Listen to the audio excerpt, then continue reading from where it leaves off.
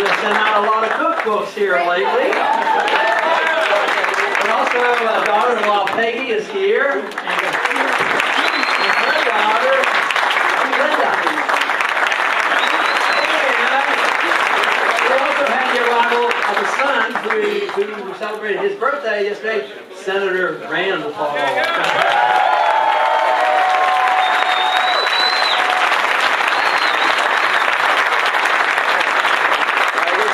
To sit down, please. I need you guys to lay down. I'm from the Lakes region right below you guys, right down Laconia, Alton, Guilford. It's an honor to be hosting. I'm Dr. Paul's campaign chairman in New Hampshire. We also have Senators Sanborn on board and Senator White, so we're glad to have support from so many senators.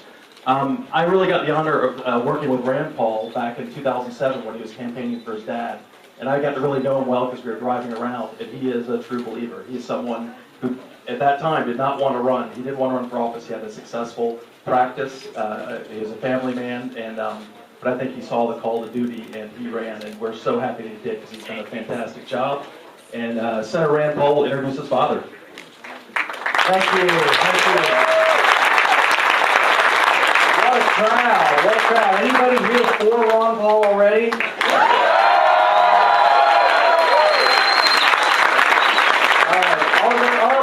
For Ron Paul, just be quiet, and I'll try to be undecided.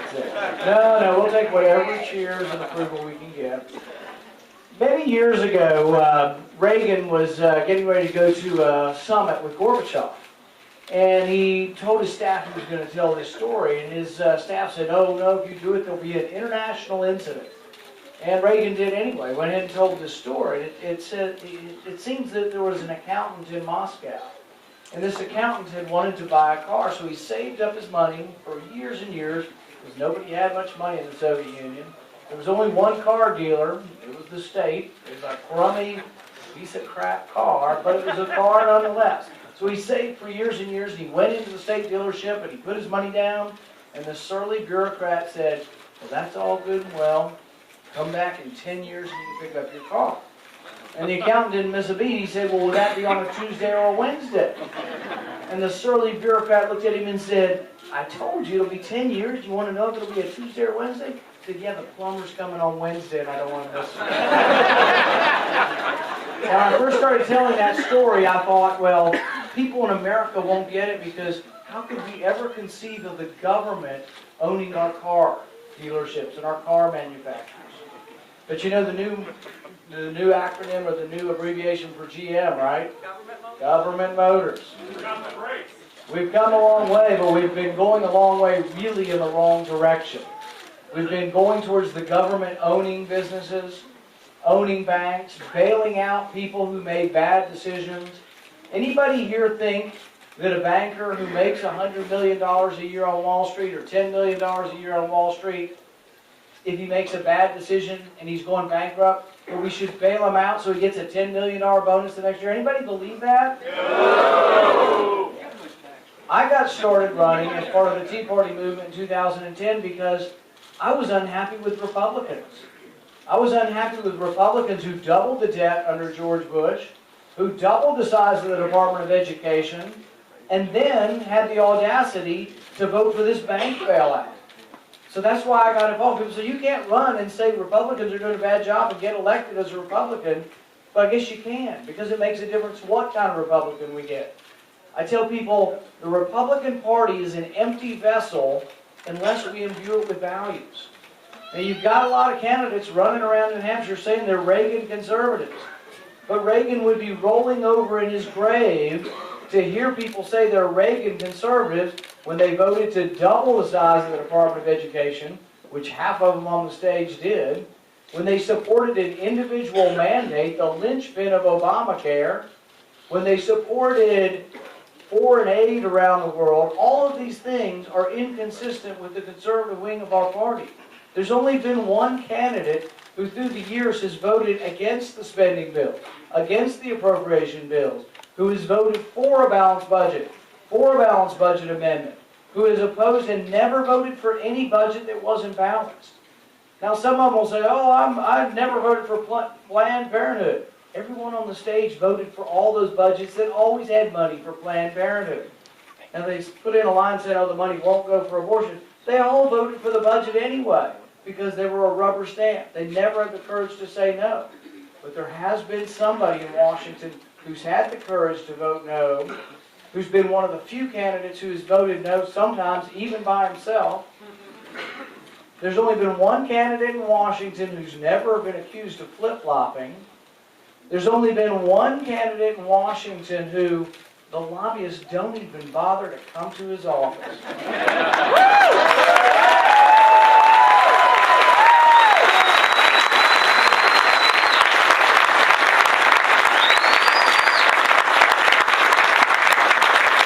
There's only one candidate, and this is the anomaly that bugs the heck out of people, and they can't understand it. They can't understand this narrative because they want to paint Ron Paul as someone who doesn't believe in a strong national defense, and it's absolutely untrue. You know who the soldiers trust with their money and their contributions more than any other candidate? Ron Paul!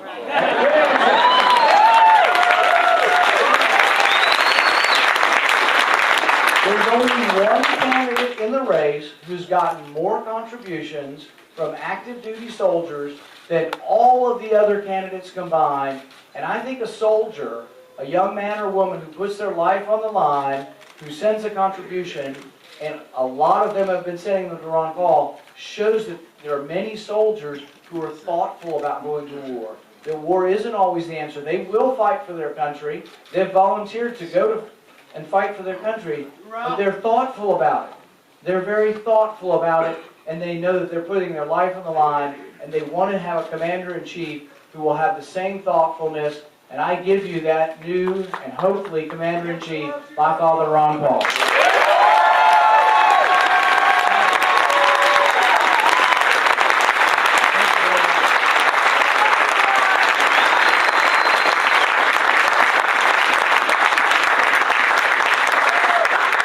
He's going to be able to get up on a stage and give a pretty good speech, don't you think? Well, we're going to have a little different format. I'm not going to start off with a long speech, but the format will be that Jim will ask me a few questions, and then we'll get some questions from the audience. Thank you, Dr. Paul. So you served in Congress for 12 terms, which is quite a long time, but you were practicing medicine before that, and you continued to practice medicine since that. What was practicing medicine like in those days, and how have you seen it change, and how's that influenced how you feel about government approach to medicine? Well, that's one thing that I have witnessed, the change in the medical practice.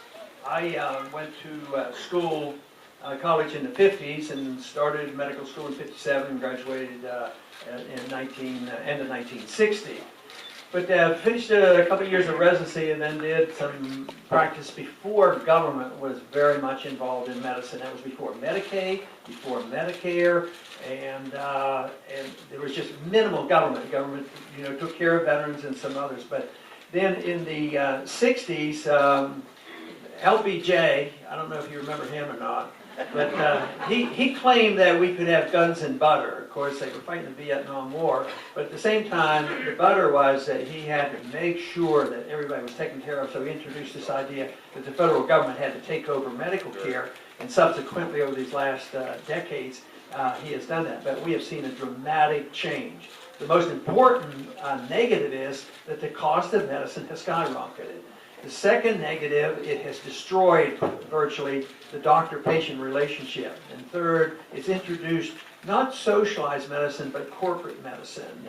We don't have government really running things and owning it. That would be very, very bad. But corporate medicine isn't a whole lot better. So we have corporations. Drug companies become powerful lobbyists. The insurance companies are powerful lobbyists. And the medical profession is powerful lobbyists, and the management companies.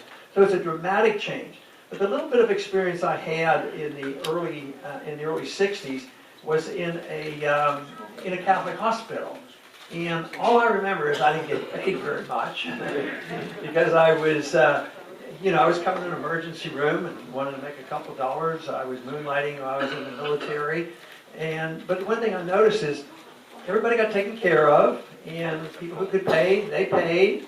Nobody was turned away. But people, received medical care. It wasn't like a period of time, whether it was in the 50s and early 60s, that I recall that people were relying on in the streets and not getting medical care. It was just delivered differently now. But now we have introduced a changed medical system where, you know, the quality goes down, the cost goes up, and everybody is unhappy. The patients grow unhappy, and it's going to get so much worse with Obamacare. So I think a good way to start, once we sort of take over things in Washington, will be to get rid of Obamacare and make sure the control of medicine is returned to you, the citizen, the patient.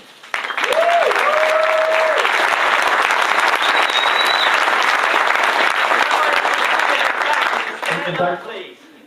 We can't, nobody can see at the back. Could you please stand up? Maybe we can stand up. Good suggestion.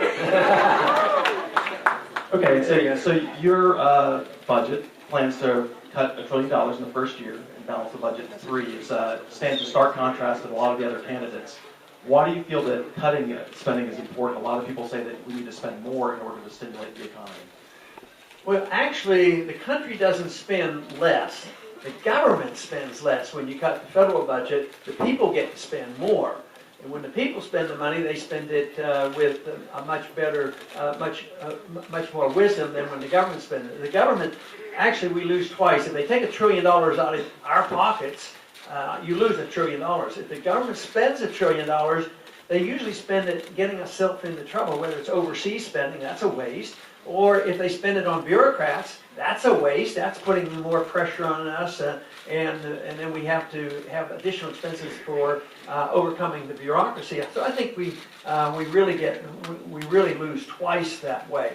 But we need to cut $1 trillion if we're serious. The proposed cuts so far aren't really cuts.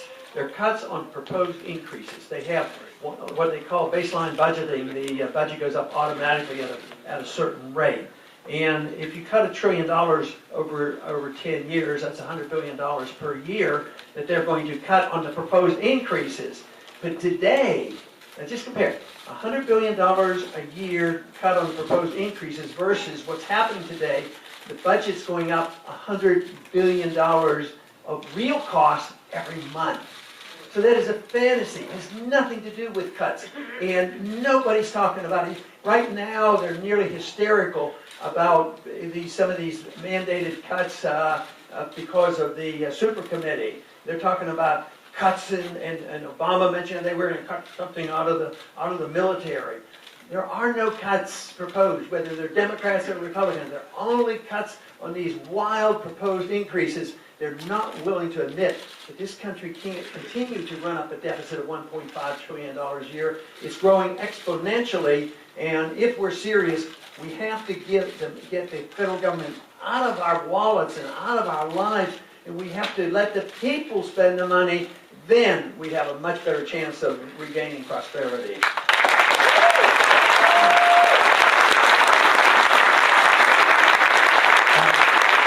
Thanks, Paul. I served in the Air Force, and I flew KC-135s for Bosnia and doing the no-fly zone for Iraq between the Gulf Wars. So I was somebody who saw firsthand that there's a big difference between defense and overseas military spending. A lot of the things we were involved in weren't defending our country. Can you talk about I think it's $500 billion of your affiliate gets cut. Is that military spending, defense spending, and what would defense look like under a Paul presidency? I think this is a very important point, because as soon as you talk about cutting funds overseas, and that it's cutting it from, say, the DOD, the defense funding, you want to slash defense funding, but really not. There's a big difference between military spending, overseas spending, foreign aid spending, State of Department spending, and all the activities, whether it's CIA activities. Now the CIA, you can't distinguish the CIA from the military anymore. The CIA controls drone bombings any place in the world, from Langley, from Washington, D.C. I mean, it's absolutely out of control. But the military spending is what you want to cut.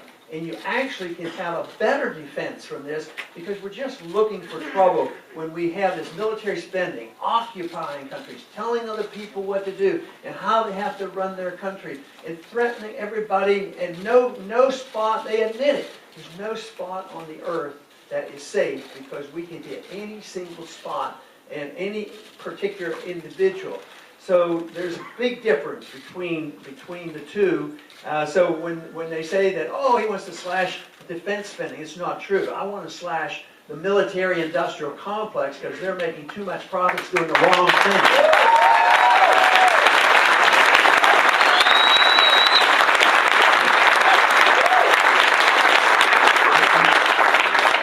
Just recently, the jobs numbers came out, and there was some good news for the jobs numbers. Are we out of the woods? Is the economy starting to recover, and we're all in good shape? Well, that's wished we were, but no, I don't think we are. I think we're in the midst of a financial crisis and a correction that is the biggest in anybody's lifetime in this room. And unless somebody lived through total depression through the 30s, that was pretty bad. But we're on the verge of this being much worse. Because the financial bubble is understandable if you understand monetary policy and the Federal Reserve. The bubbles come, the depression, recessions come inevitably.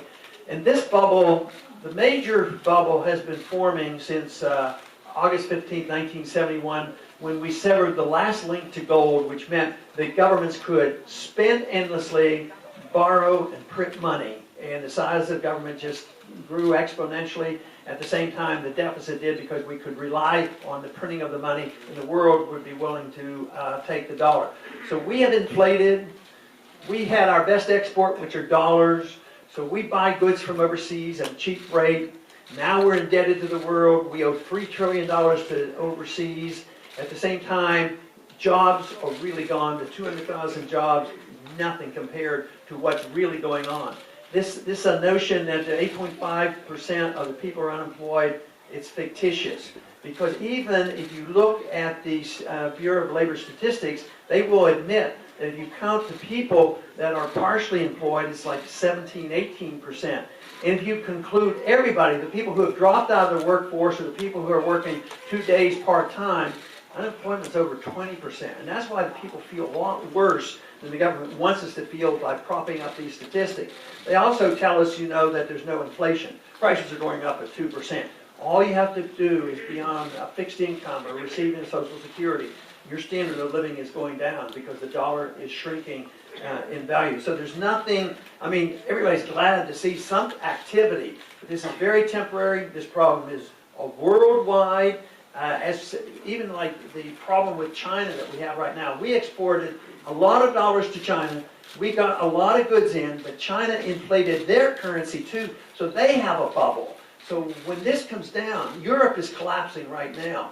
And yet all Bernanke can do, and all our Secretary of the Treasury can do, Geithner, all they can do is go over and we'll bail you out, we'll take care of it. The American people won't figure it out until it's over, but we can bail you out with just printing dollars, and we're going to buy up the bad debt. They did that, after the collapse in 2008. Yes, there were a lot of problems, but the people who had ripped us off and made all that money, they should have gone bankrupt, and not you getting stuck with the bill.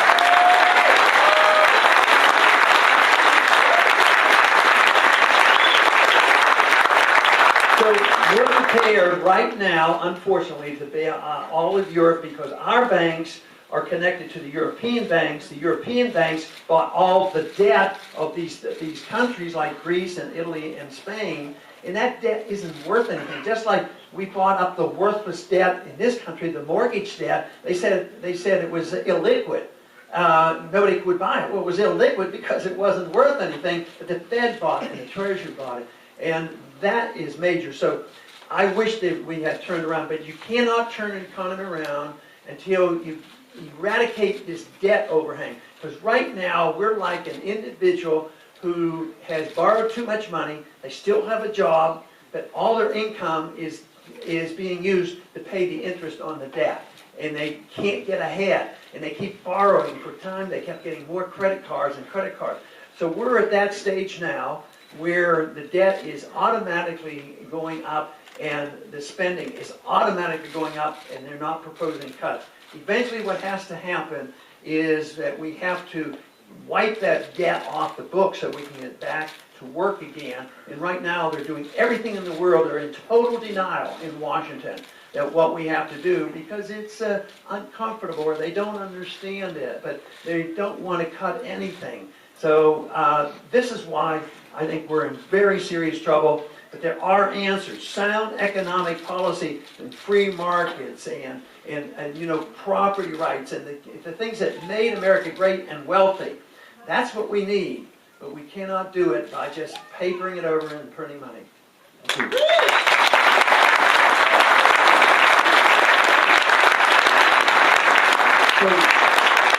We're going to open it up now to questions from the audience. What I would really, really appreciate, we're 2 days away from the primary. Dr. Paul is surging, about 20% now.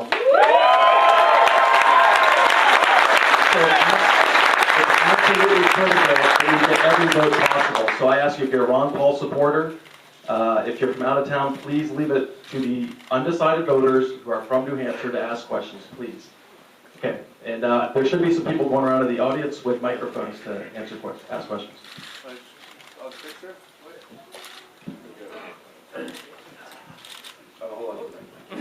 One of the most devastating diagnoses a family or a senior can get is that of Alzheimer's and dementia.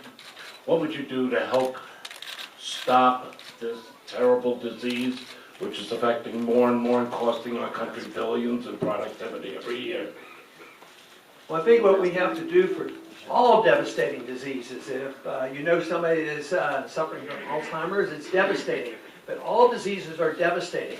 What you want is a system that is the most efficient way of taking care of problems like that, which means that you have to really challenge, depending on the government, to do it. Because the government gets involved, and if you take the research and development of government, most of those funds are divvied up for political reasons. Drug companies are very, very powerful.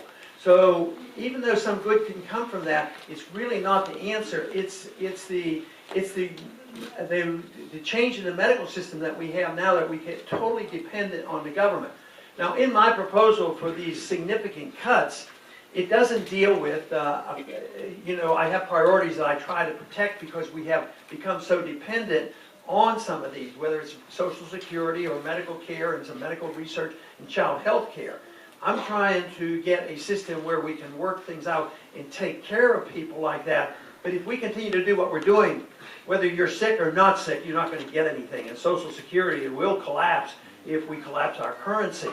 So whether it's Alzheimer or cancer or whatever, the most efficient way to solve those problems is not through dependency on government, because all those funds are allotted for political reasons, and they're not necessarily the most efficient. To assume if the government doesn't do it, it won't happen is a false assumption, because if the government's on our way and we became prosperous again instead of a shrinking middle class, there will be more funds.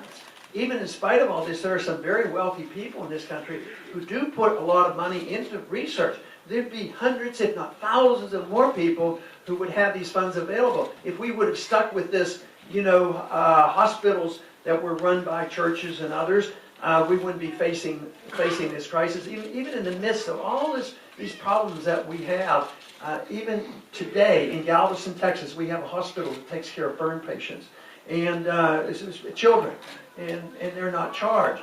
So the confidence has to be placed.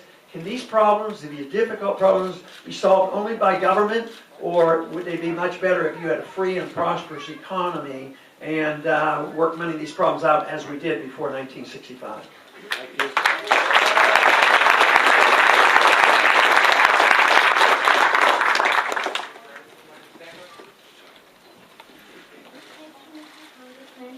Our question is, with abolishing 5 departments, how would you replace them, especially the Department of Education?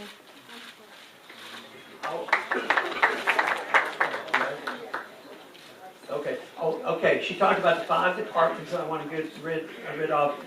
What would we do to replace those responsibilities that these 5 departments have?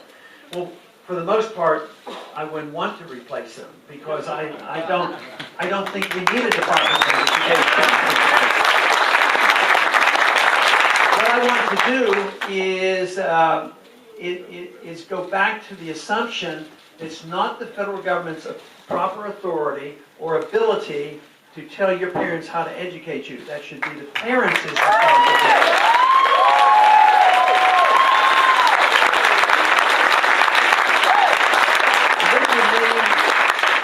would mean that if people become unsatisfied with the educational system, what we have to do is protect your right to be homeschooled or schooled in private school or whatever. But once again, when the government gets involved and they pump money into any area, whether it's medicine or education or housing, it doesn't increase equality.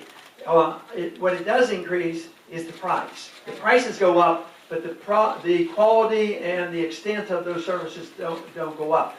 So getting rid of those departments doesn't mean that we want to give up on them, but we want them to be delivered in a different fashion. We aren't convinced that the government is very good at delivering these goods and services. So this would mean that you don't, if people get worried and say, oh, a lot of federal officials are going to be laid off from work. Eventually, under my plan, that would happen, but they don't get laid off immediately. We want assimilation and gradually reduce the workforce in the federal government. But they're not doing productive work. We want people to work in a free market economy and do productive work. So it's a matter of how you deliver goods and services. There's no evidence whatsoever that government is very good at doing that job.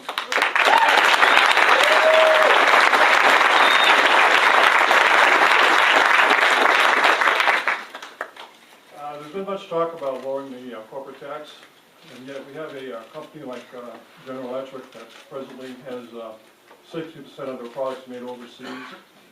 And my question is, how is lowering the corporate tax, given the fact that they don't even pay a corporate tax on their current structure, due to the loopholes, they don't pay anything. So how does lowering the corporate tax bring jobs back to America? Well, the one thing is if you are a corporation, you're international, and you make money, and they have that money overseas, they probably pay taxes overseas at a lesser rate, and that's why they're overseas. But we penalize them if we want them to come here and build a plant at home, they will have an additional tax, so they'll be taxed twice. And we're one of, I think, 2 countries that actually does that. And, you know, tax is the return of capital. You have to have capital to start businesses. Capital can't come out of a printing press. And Keynesian liberals believe that you can get capital, which should come from savings, out of the Federal Reserve printing money, and it doesn't work. So you want low taxes. But you want low taxes for everybody. I mean, if the people had low taxes, if we didn't have an income tax, that means everybody would have more money to spend. So we in many ways chase businesses overseas. We do it, the currency manipulation and the fact that we have this reserve currency is a detriment to us, even though in the short run it looks like a good deal because we export money and get goods. So you can't do it with the monetary system. You can't do it with this excessive regulatory system. And the tax code and the tax system chases companies away. Businesses can be started in China and other countries within 3 weeks of trying to start a business. Here it'll take 3 years to get a business started. That is not a healthy climate, and they will go overseas. Now, as far as some of the rich who don't pay taxes and they have benefits, I distinguish them, and I put them into 2 categories. Some are very rich, and they have a lot of money, and they manipulated the system, the inflationary system, the contract system. They make money off you by getting contracts from the government. They're in the military-industrial complex, and they're very much involved. That, to me, is not a legitimate profit. If a company is big because it delivers a profit at a good price, and you and I, reward them by buying their product and they get rich, we don't want to punish them because that's earned capital. We should encourage them to stay, so we don't want to overtax them.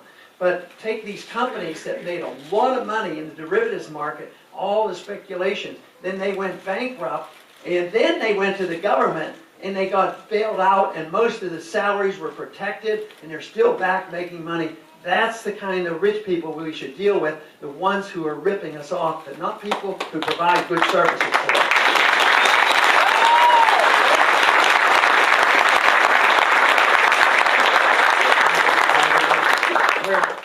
Here we go, back here. You mentioned unemployment rate being 8.5, 15, 20.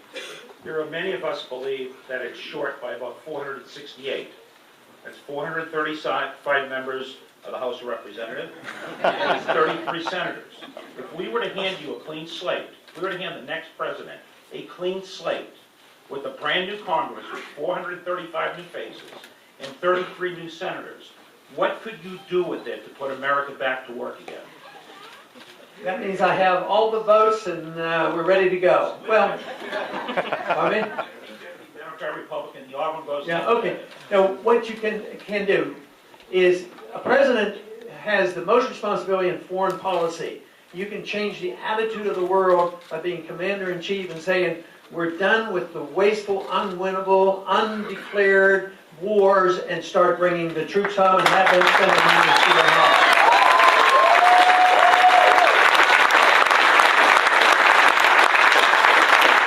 You have to have a revision of the monetary system. To do it completely, you would have to have the corporation of the Congress. Even that takes a little bit of time, but the immediate thing we should do is to find out what's going on. That means a thorough, complete audit of the Federal Reserve and who they've been taking care of for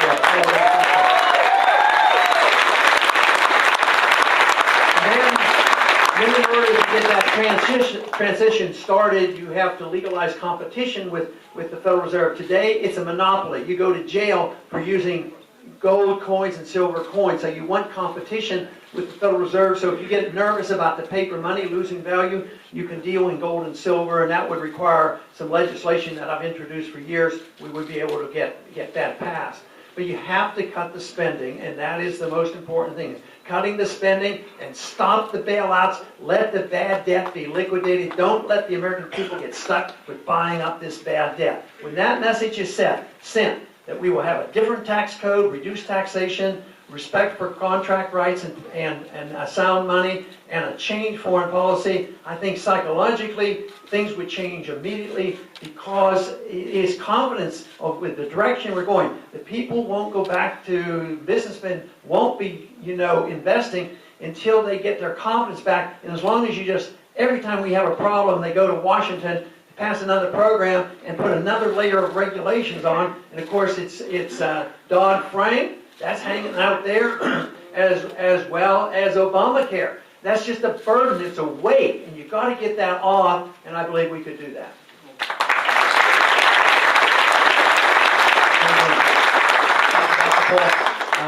I have two jobs. My first job is that I teach American and constitutional history at a community college. So I want to say thank you for talking so much about the Constitution. It's very much appreciated by myself and I'm sure everybody else in the room. My second job is I worked at the New York City Police Department. I was a first responder along with thousands of other colleagues on September 11th into the city. I think that a lot of people that like what you say about the Constitution and about domestic policy are a little bit on the fence in terms of what you're saying about foreign policy and especially September 11th. I was wondering if you could talk a little bit more to maybe reassure people that are on the fence. Well, I think, 9/11 will be remembered by every one of us. One of the significant events of 9/11, it brought American people together. We weren't Republicans or Democrats. It was a devastating day. And it should have been a time when we reassessed all our values, our foreign policy, and everything else. But instead of the result being that we put the burden on the American people and pass a Patriot Act and undermine the privacies of all the people, isn't the proper answer for 9/11. But it was shortly thereafter that we had a vote, to give the President the authority to go after those individuals responsible for it. And that, of course, I strongly supported. But I did not believe for a minute that authority should have been used the way it was used, because that authority was used to go to war against Iraq. The Iraqis were involved and Al-Qaeda was there, and that wasn't true. So it was used to do things. The Patriot Act had been floating around. It was an excuse to pass the Patriot Act. It was used as an excuse to go to war against Iraq. So we have to sort that out. We can't just, fly off and do things that are more harmful. But we have to do the things to defend this country. But, if you get involved in more than 130 countries and 900 bases, we're not doing ourselves much of a favor because we don't have any money.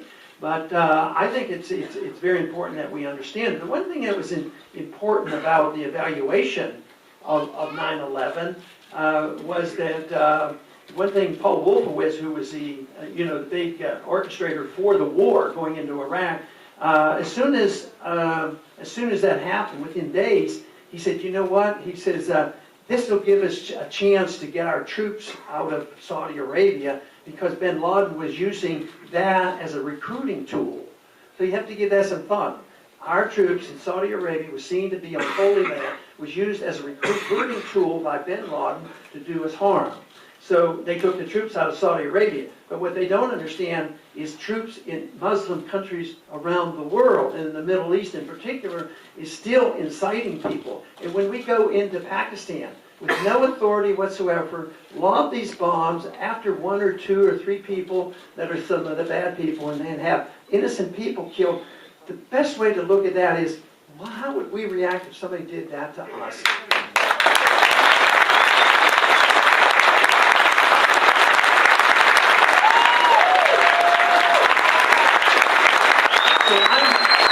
The challenge I get is that I don't want to be engaged around the world. Matter of fact, I want to be very much engaged, but in a different manner. I don't want to be engaged by acting like a bully, and if they do what we say, we bribe them and give them more money. If they don't, we start a war with them and we occupy their country. I'm sick and tired of that. What we need to do is influence the world with our goodness. Our goodness will be spread if we do a good job, if we have freedom and prosperity and civil rights here in this country, and we mind our own business and we don't go around bullying people. Maybe people would want to see us as an example, and maybe they would want to emulate us. This is so much different than what we're doing today, and that's the my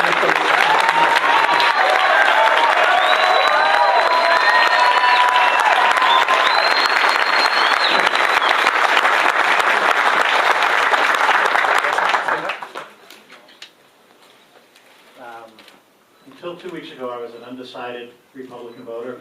I'm no longer undecided. Only undecided question. Okay. At the prompting of my 16-year-old son, I took a good look at the Ron Paul campaign, and I'm liking what I'm seeing. My question is, what advice would you give to a young man exploring a possible career in public service? Thank you. Very important question because, you know, we have a large family, a lot of grandchildren and great-grandchildren, and we talk about those kind of things. But you have to define public service. You know, if you want to become a bureaucrat someplace, engaged in a department that isn't authorized by the Constitution, I probably wouldn't be all that encouraging. But, you know, I still take my responsibility very seriously as a congressman about appointing people who are very serious about studying and training in our military academies. And I think that's very important. And we always need that. But also we need an education. Now, Jim talked a little bit about that. And he also got his education after he was sent over and found out what he was actually doing in the military. And it was different. So, no, you have to be careful about it. Just to say anything in government is public service and therefore it's okay. I think of public service as maybe being a local policeman, you know, dealing with it and providing safety and security for us here at home, rather than accepting any role in the federal government. All you have to do is look at the Constitution. It's not in Article 1, Section 8. You better question whether we should be doing it.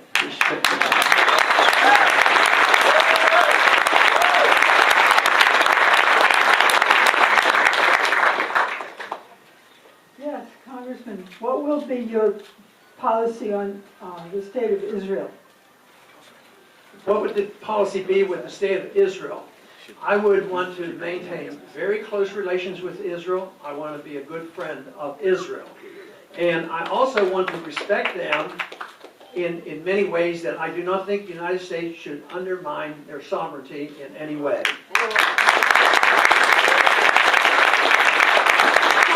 The establishment of Israel came about with a movement called Zionism, and Zionism had two basic principles.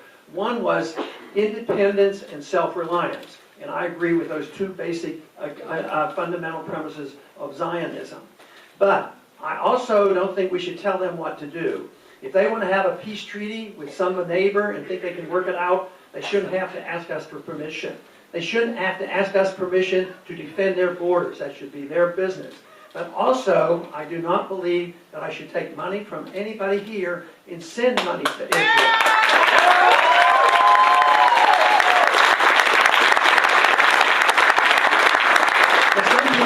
say, oh, that means you're anti-Israel.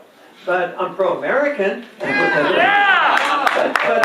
Actually, this is a benefit to Israel. First, when you give money, that implies we own you. And second is if you cut out all foreign aid, Israel comes out ahead because their neighbors get about 5 times as much assistance, than Israel gets. So I don't think it's much of a problem. But we should be friends. We should trade with them. I would encourage them to become the Hong Kong of the Middle East or something like that. Have a really affluent society. But we have every reason to want to get along, and we can. But to control them and regulate and hold them back, I think that is not necessary. Matter of fact, Netanyahu was before the Congress, this year, and he was explicit. You can go and look at his speech. He says, we do not need American troops to defend our country. He says, we don't need American troops. He said, Israel can take care of itself. And I think we should respect that.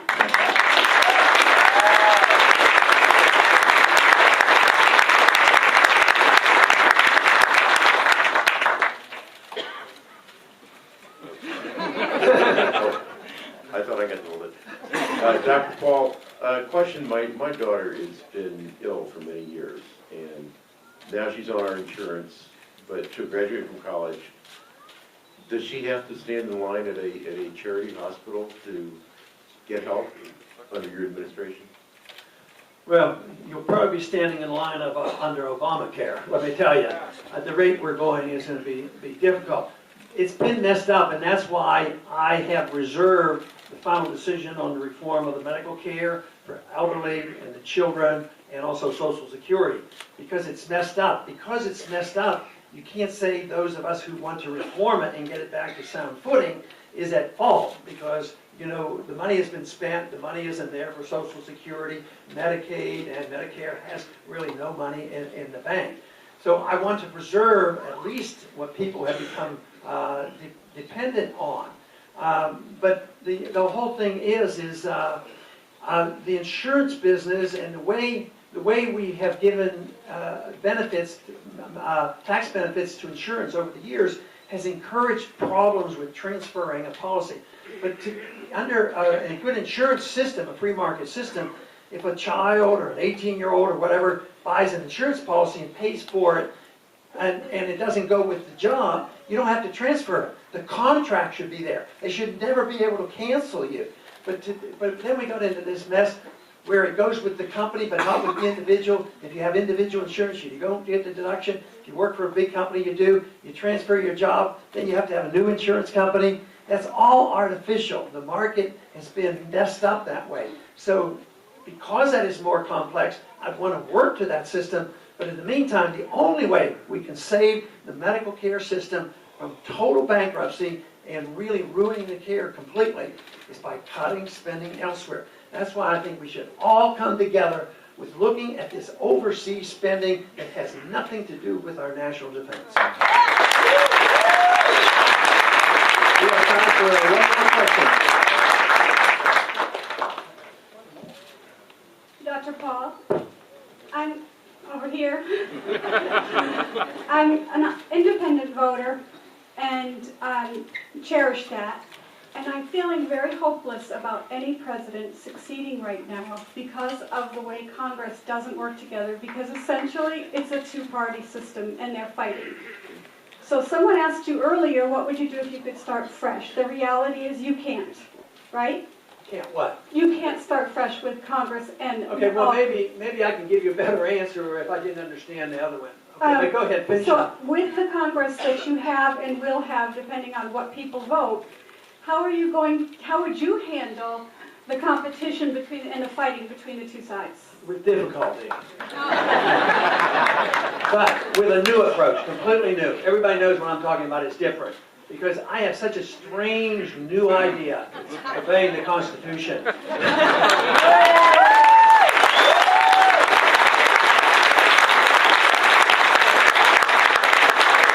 know exactly what you're talking about. and I appeal to that group, independent people who are sick and tired of the two-party system, the people who are going out on Occupy Wall Street, they're sick and tired of it. Tea Party people are sick and tired of it because it's not working, because they have accepted failed economic policy. So you can't change it without changing policy. You can't tinker on the edges about foreign policy and say, well, we're going to cut this and here, we'll only go into 2 countries instead of 3. You have to decide whether we're the policemen of the world. And that's what has to be decided. Now, our fallacy over these many decades, when it was endless spending, and we didn't have to be responsible, we kept re-electing the members of Congress, so the people have some responsibility too. They kept spending the money, and they kept bringing the goods back to their districts, saying, look what I did, look what I did. But how did they do it? They had too much compromise. There were conservatives who spent money endlessly for their project, liberals spent them for the other, there was no money, so they agreed to raise the national debt. So that was the wrong kind of compromise. I don't look at it as what we need is more compromise. What we need is more coalition building.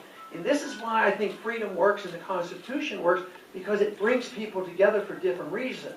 People who understand freedom want to use their freedom the way they want in their personal lives, and other people want to use their freedom in their economic lives and spend their money as they see fit. So this would bring people together if they understand this. But the coalitions about spending overseas. I work with a lot of independent type, moderate liberal Democrats who see this more likely than some conservative Republicans. So I think you have to work with those people, protecting civil liberties, cutting some of this overseas spending. At the same time, you have to work with people who have some better sense on too much spending here at home. But if we continue to depend on deficit spending, there is no solution.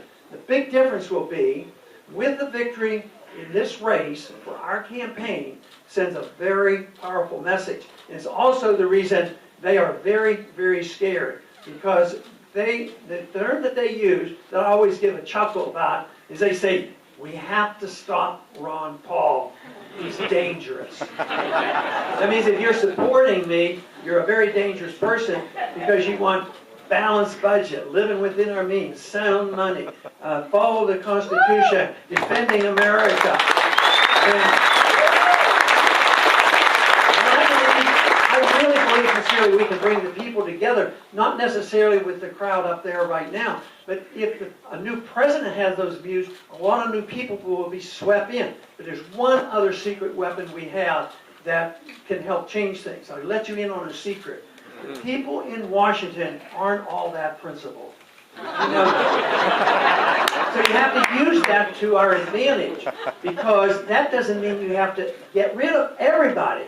All you have to do is let your voice be heard and say, you help out, you vote a certain way, vote against Obamacare or whatever it is, or we're going to send you home. So you can pressure them to come along with the programs I'm suggesting. Thank you very much.